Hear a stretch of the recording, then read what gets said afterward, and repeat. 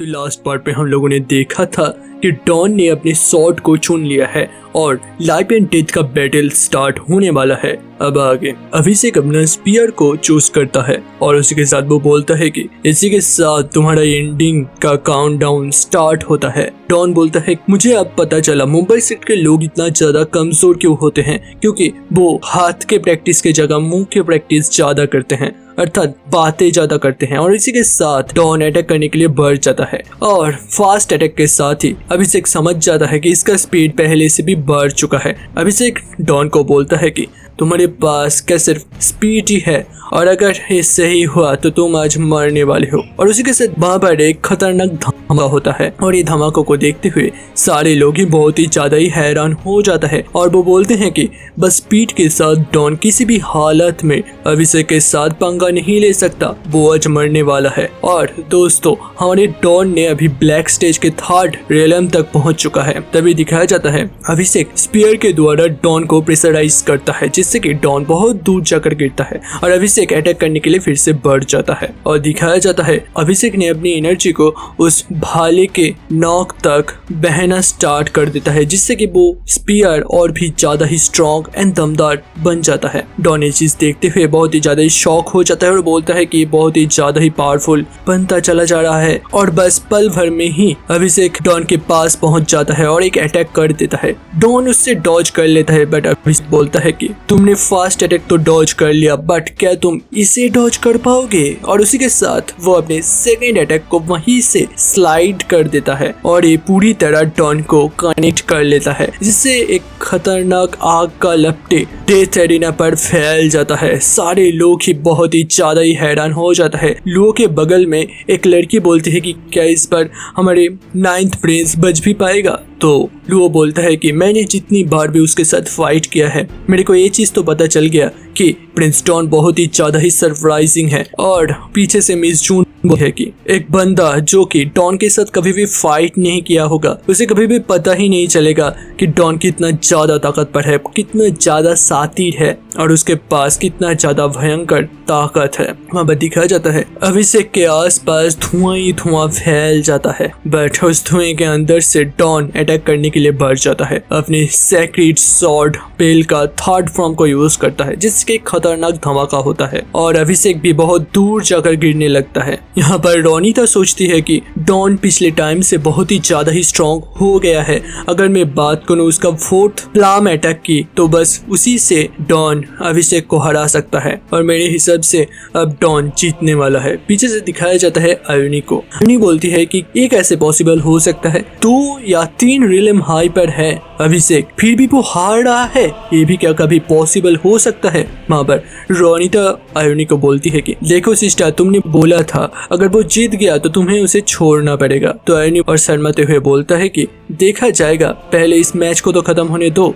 दूर से एक लड़की को दिखाया जाता है, वो बोलता है कि लगता है डॉन के पास सच में बहुत सारी स्किल है और अगर ऐसा ही चलता रहा तो अभिषेक हारने वाला है। दिखाया जाता है अभिषेक दूर जाकर गिरता है और उसके पीठ में जो लोगो था मुंबई सेक्टर वो पूरी तरह उखाड़ जाता है या बोले तो डिस्ट्रॉय या बर्बाद हो जाता है। दूर से एल्विस बोलता है कि तुमने इंटेंशन के साथ किया है ना डॉन, मुंबई सेट के लोगों को इस तरीके से डिस्ट्रॉय करना, क्या तुम्हें लगता है तुम यहाँ से बचकर जा सकते हो। तो डॉन बोलता है कि मुंबई सेट के साथ पंजाब सेट का कभी भी मिलता नहीं, यहाँ पर बस स्कूल है जहाँ पर मुंबई सेट अपने हिसाब से पढ़ा रहा है, इसीलिए हम यहाँ पर आए हैं। तो ये चीज सुनते हुए मुंबई सेट के प्रिंस को बहुत ही ज्यादा ही गुस्सा आता है और ये चीज को फील करते हुए अभिषेक उठता है।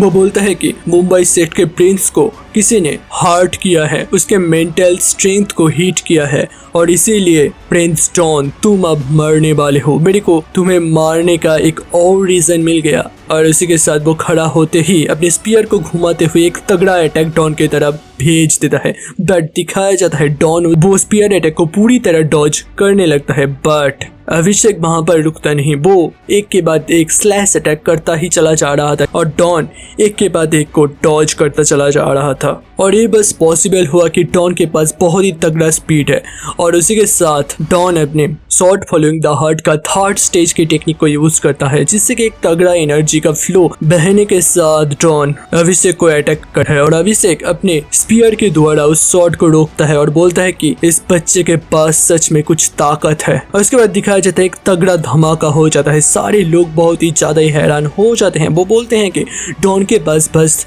स्पीड ही नहीं है, उसके पास कुछ ताकत भी है। और उसके साथ रोनिता को दिखाया जाता है। रोनिता बोलती है कि अब तो जीतने वाला है डॉन।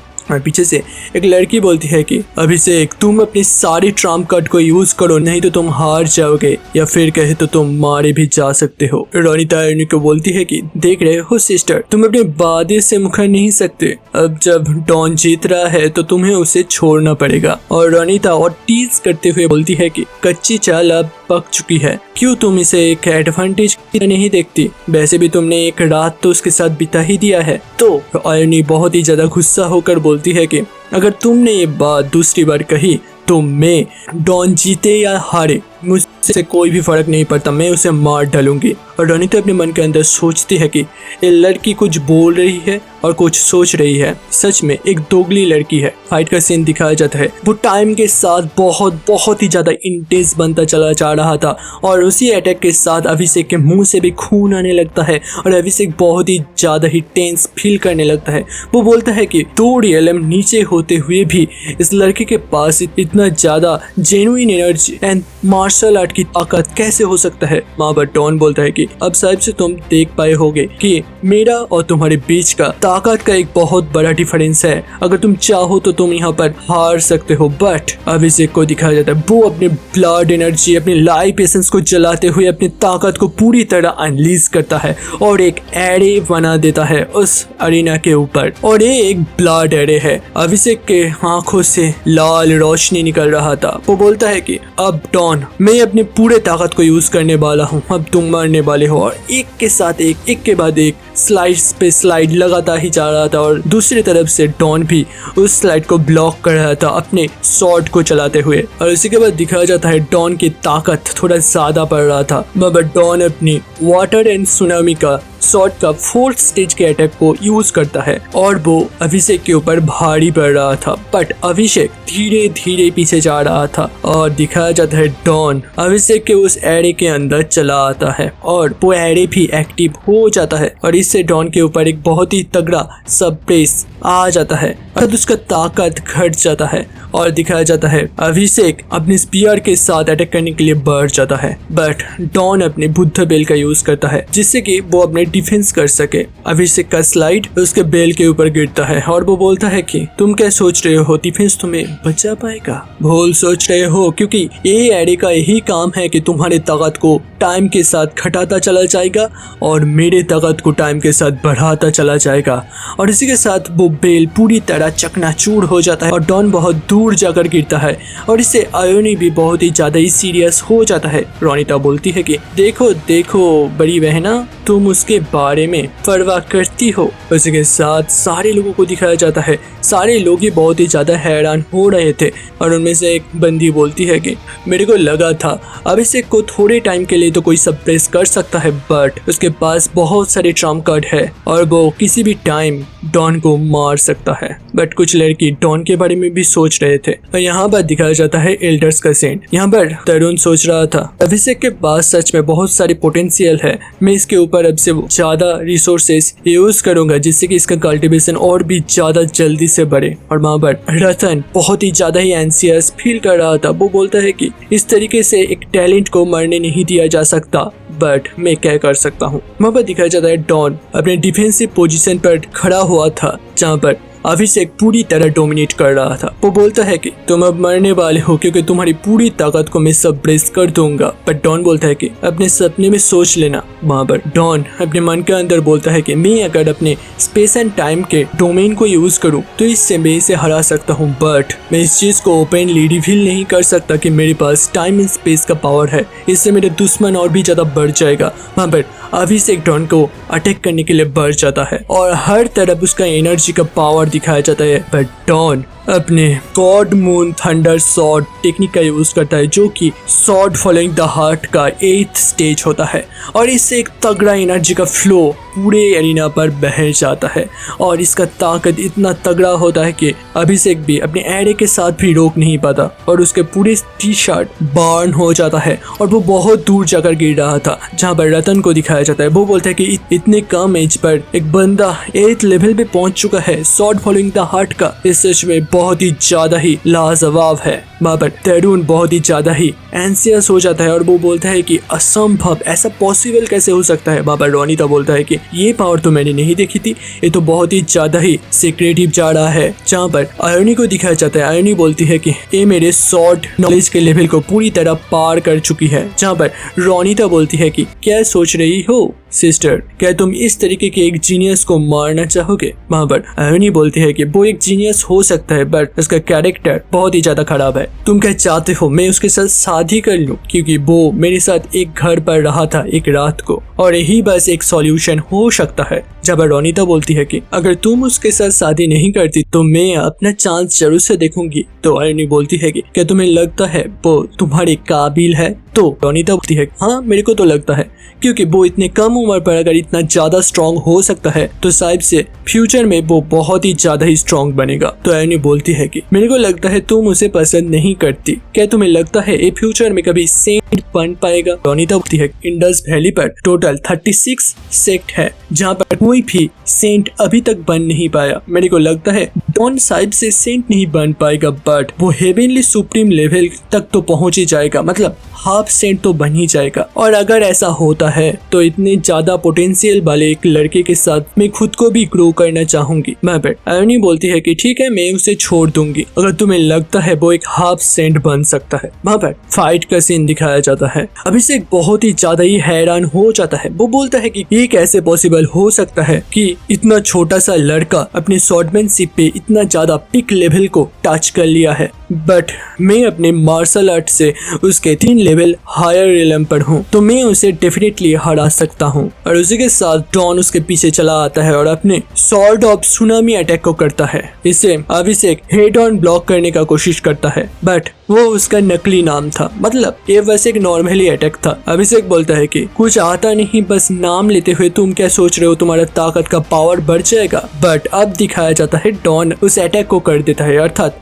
सॉर्ड ऑफ सुनामी, जहां पर पूरे एरिना पर पानी फैल जाता है। इस साइड से जीत सॉन के पास से डॉन ने एक्वायर किया है और इस पानी में अभिषेक डूब जाता है और उसे सफोकेशन होता है। और जब पानी उस एरिना से बाहर चला जाता है डॉन फिर से बोलता है कि हार मान लो, तुम्हारे पास कोई चांस ही नहीं है कि तुम मेरे साथ फाइट कर सको एंड जीत सको। अपनी हालत को देखो और हार मान लो। और सारे लोगों को दिखाया जाता है, सारे लोग बहुत ही ज्यादा हैरान हो जाता है। जब तरुण को दिखाया जाता है, तरुण बोलता है कि एक 3 लेवल लोअर रेलम से एक बंदा इस तरीके का पावर होल्ड करता है, अगर इसे ग्रो करने दिया गया तो ये मुंबई सेक्ट के लिए बहुत ही ज्यादा ही बर्बादी का सीन हो सकता है। वो हमारे लिए बहुत ही ज्यादा ही ग्रजेस रखता है। बाबर डॉन बोलता है हार मान लो, मैंने जैसे कि बोला था कि अगर तुम हार गए तो मैं तुम्हारे दोनों हाथ एंड दोनों पैर तोड़ दूंगा और मेडिकल के साथ तुम उसे फिर से ठीक कर सकते हो। अभिषेक के पास कोई रास्ता नहीं था, वो मानना तो नहीं चाहता था बट उसे हार मानना पड़ता है। वो बोलता है कि मेरे को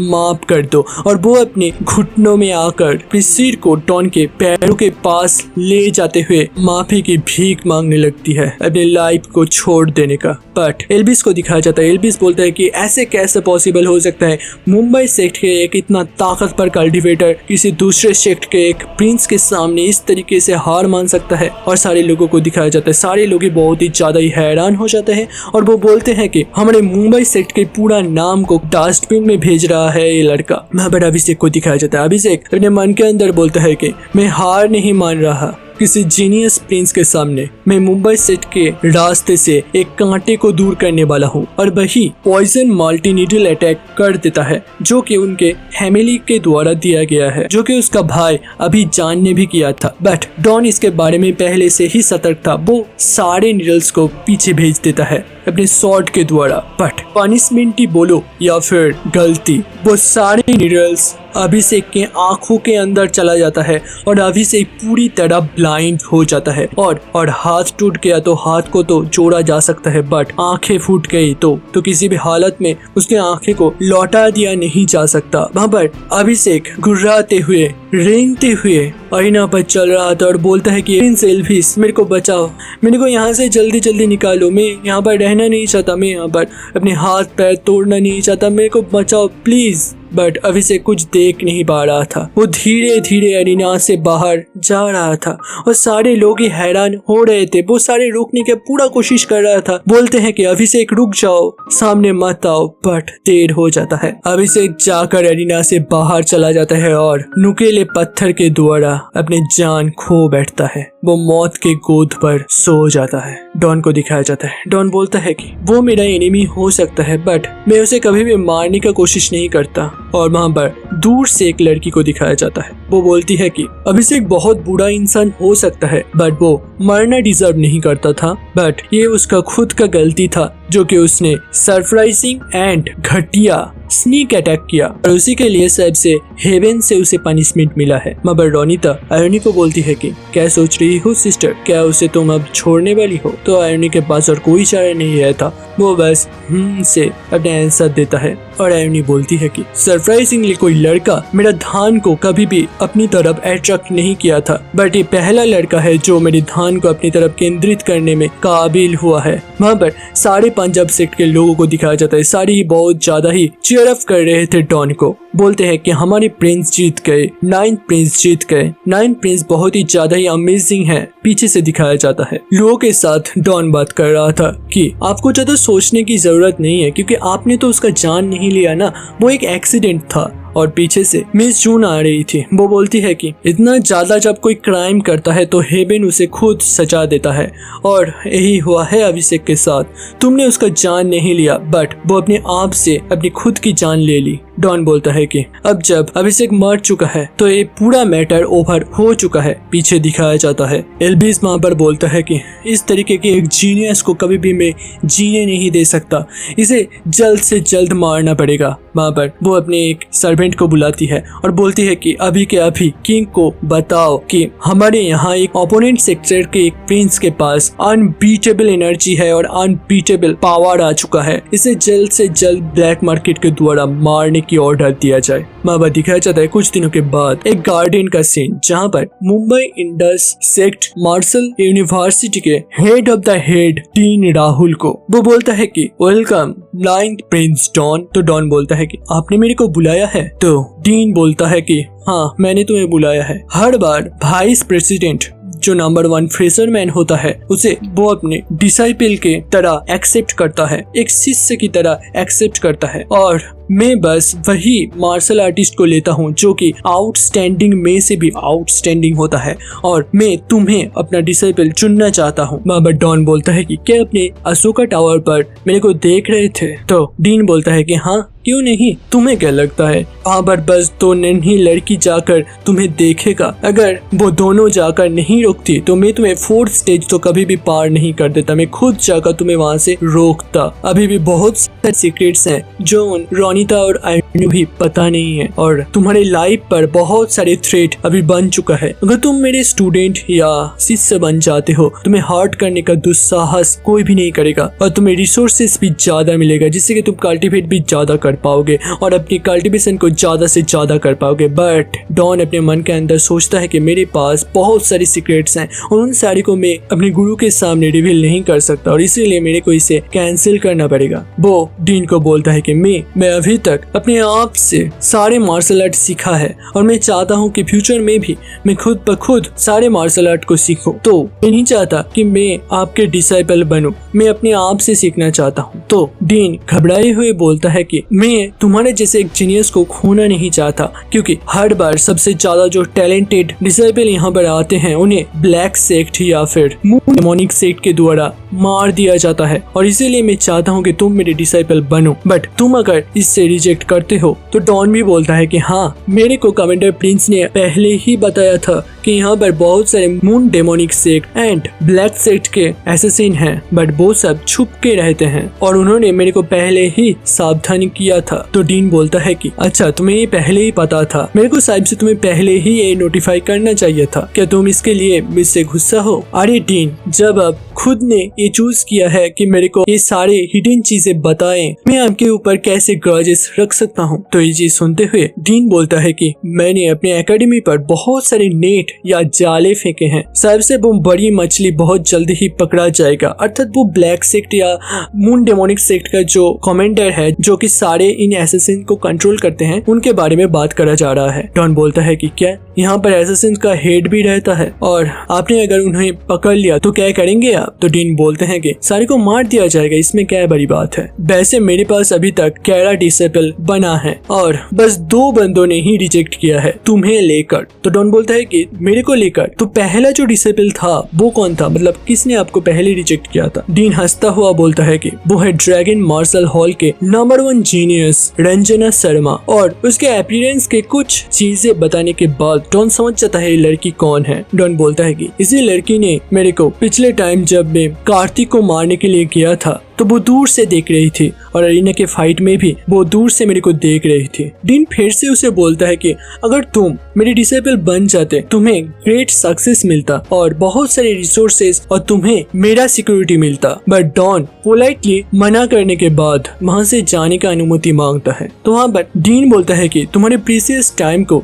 नष्ट करने के लिए मैं इस होली लिक्विड को तुम्हें देना चाहता हूँ। और इसी के साथ वो 1 ड्रॉप होली लिक्विड उसे देता है और डॉन इस लिक्विड को पकड़ते हुए बोलता है कि इस चीज को कोई खरीद नहीं सकता, ये इतना ज्यादा कीमती है और इसे डीन ने अपने आप से दिया है, इसीलिए मैं डीन को बहुत ही ज्यादा धन्यवाद बोलना चाहूंगा। वो अपने मन के अंदर सोचता है कि इस लिक्विड के द्वारा मैं बहुत ज्यादा स्ट्रॉन्ग बन जाऊंगा। उसके बाद दिखाई जाता है रात का सीन। बहुत सारे लोग घर के ऊपर से जा रहे थे, कुछ उड़कर तो कुछ जाम करते हुए। वहाँ पर दिखाया जाता है मिस जून भी जा रही थी और सारे लोग एक जाकर बैठ जाते हैं।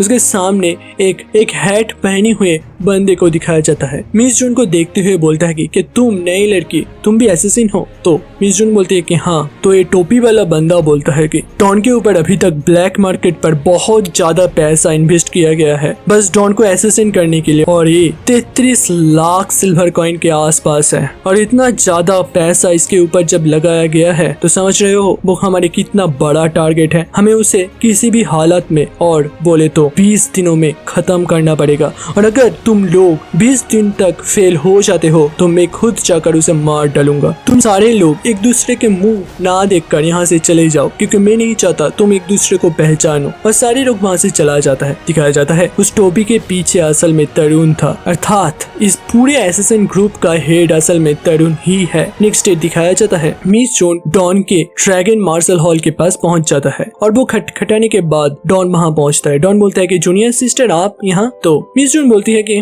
जूनियर सिस्टर किसको कहा? तो डॉन बोलता है कि मैंने फर्स्ट किया था, तुमने सेकंड किया था, तो तुम मेरे से छोटी हुई ना, मैं तुम्हें जूनियर सिस्टर बोल सकता हूँ। तो मिस जून बोलती है कि अच्छा ठीक है, तुम मेरे को जो मन है वो बोलो, अब मैं यहाँ पर बात करने में ज्यादा कंफर्टेबल फील नहीं कर रही हूँ, तो अंदर चलो। बहुत ही ज्यादा ही इम्पोर्टेंट टॉक है। डॉन समझ जाता है ये टॉक बहुत ही ज्यादा ही खुफिया होने वाला है। दूर से दिखाया जाता है रोनिता ये सारी चीज को नोटिस कर रही थी। प्रिंस डॉन बहुत ही ज्यादा ही चार्मिंग है, बट फ्रेशर्स में से सबसे ब्यूटीफुल लड़की को इस तरीके से अपने घर के अंदर बुलाएगा ये मैंने सोची भी नहीं थी। वो आयोनी को गुस्सा दिलाते हुए बोलता है कि तुम अपने लड़के को इस तरीके से किसी और लड़की के साथ एक ही घर में जाने दोगे, और अगर ऐसा करते हो तो तुम्हें पता है ना क्या हो सकता है। आयोनी भी बहुत ही ज्यादा गुस्सा हो जाती है। वो बोलती है कि हमारे ड्रैगन मार्शल हॉल का एक एस्पेक्ट है, एक लड़का और एक लड़की एक घर पे रह नहीं सकते। वो बोलते हैं कि मैं अभी जाकर इन दोनों को दूर करता हूँ, और उसी के साथ वो वहाँ से निकल जाता है। रोनिता बोलते हैं कि आज एक अच्छा खासा शो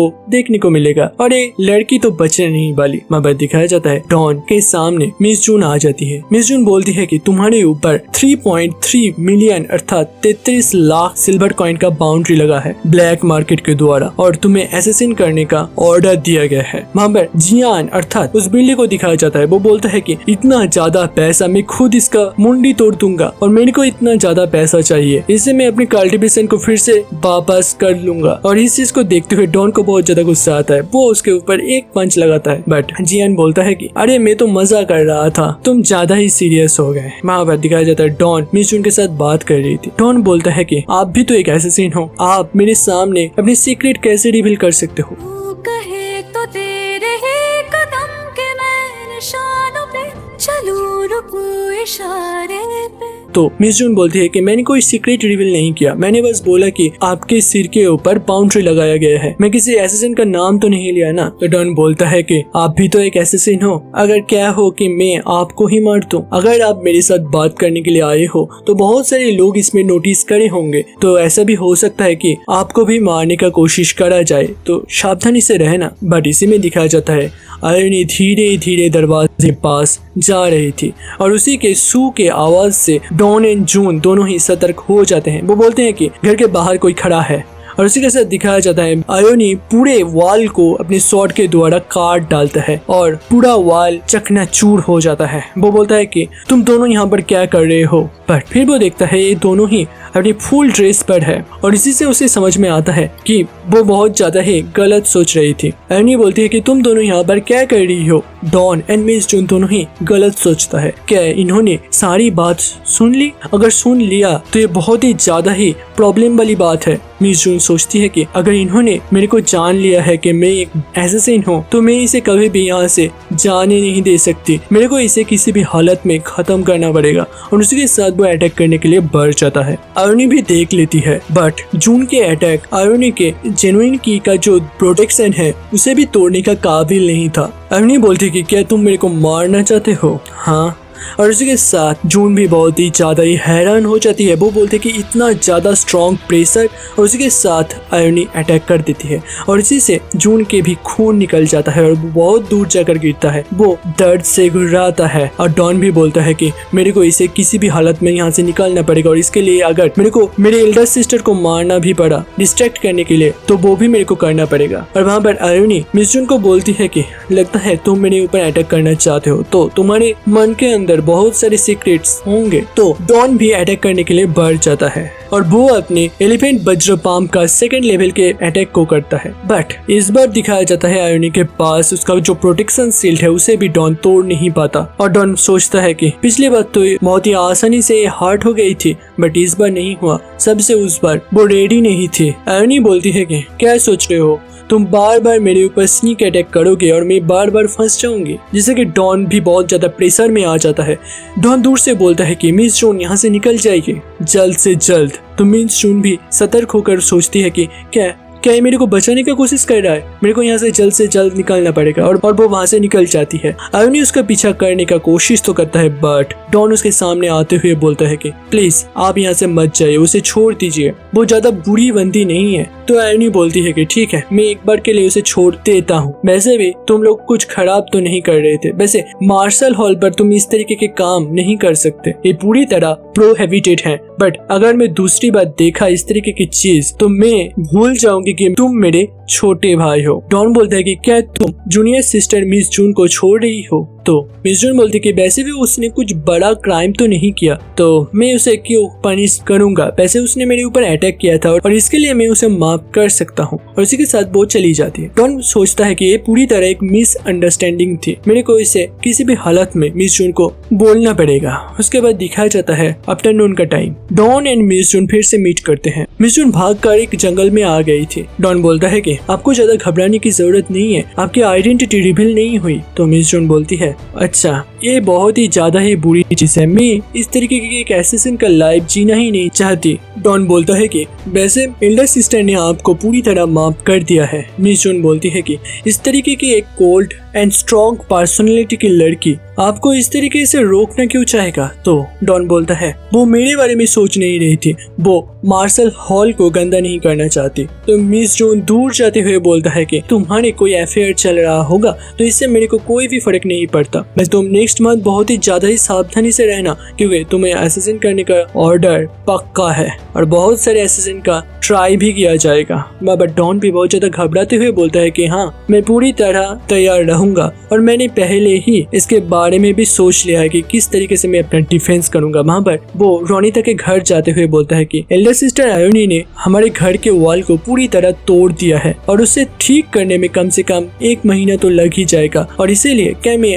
आपके साथ 1 महीना रह सकता हूँ? और वो बिल्ली भी म्याऊ म्याऊ करते हुए बोलता है कि मैं भी रहूंगा और डॉन बोलता है कि ये बिल्ली भी रहना चाहता है। तो रोनिता अपने मन के अंदर सोच रही थी सच में आयोनी ने एक अच्छा काम किया, वो जूनियर ब्रदर को मेरे पास भेज दी, अब हमारे रिलेशन और थोड़ा गहरा बनता चला जाएगा। और उसी के साथ वो बोलता है कि हाँ आप मेरे साथ आ जाइए, वैसे आपके सारे सावन कहाँ हैं? और इसी के साथ वो घर के अंदर जाकर डॉन को अपना घर दिखा देता है। वो बोलता है कि तुम यहाँ पर कुछ भी कर सकते हो और मेरा घर इसी के सामने ही है, तो कोई भी जरूरत हुआ तो तुम मेरे को नॉक कर सकते हो। तो डॉन बोलता है कि मेरे सावन इस स्टोन के अंदर है और उसी के साथ उस स्टोन के अंदर से अर्थात स्पेस एंड टाइम के घर से अपनी सारी जो लगेज होता है उसे बाहर निकाल लेता है।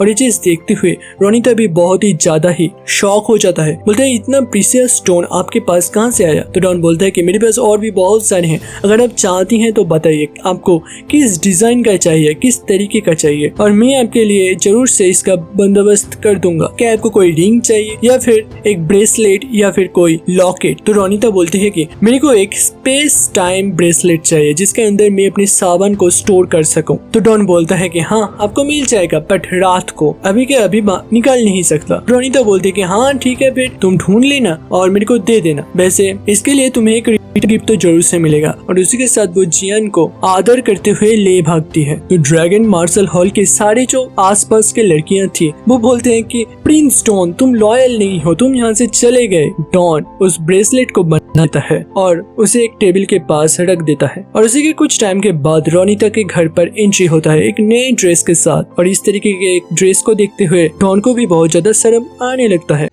और रोनिता डॉन के बहुत पास आकर उसे टीज करने लगता है। वो बोलती है कि क्या जूनियर ब्रदर मैं सुंदर लग रही हूँ? बट डॉन उसे रोक लेता है और उसे बोलता है कि ये लो तुम्हारा ब्रेसलेट, देखो ये कैसा है। रोनिता उसे पहनते हुए बोलता है कि बहुत ज्यादा ही बढ़िया, बहुत ही ज्यादा ही सुंदर है, इसका कीमत शायद से बहुत ही ज्यादा ही होगा। तो डॉन बोलता है कि नहीं नहीं इसका कीमत बहुत ज्यादा कुछ नहीं है। तो रोनिता बोलते है कि इसका एक रिटर्न गिफ्ट तो बनता है और उसी के साथ वो अपने पास से हाफ होली लीटर की एक ड्रॉप निकाल देता है और ये चीज डॉन को देते हुए बोलता है कि वैसे ये ड्रॉप तुम्हारे इस ब्रेसलेट के कीमत के आसपास भी नहीं है, तो बाद में अगर तुम्हें मेरे कोई भी प्रोटेक्शन की जरूरत पड़े तो मैं तुम्हें अपना प्रोटेक्शन भी दूंगी, तो तुम यहाँ पर पूरी तरह शांति से रह सकते हो। तो डॉन धन्यवाद बोलते हुए उस हाफ ड्रॉप होली वाटर को देखने लगता है। वो बोलता है कि अब मेरे पास थोड़ा बहुत होली वाटर आ चुका है, अब मैं इस चीज को पूरी तरह कल्टिवेट करते हुए अपनी ताकत को बहुत ज्यादा ही बढ़ा सकता हूँ। एक दिन के बाद का सीन दिखाया जाता है। सारे जो जीनियस लोग होते हैं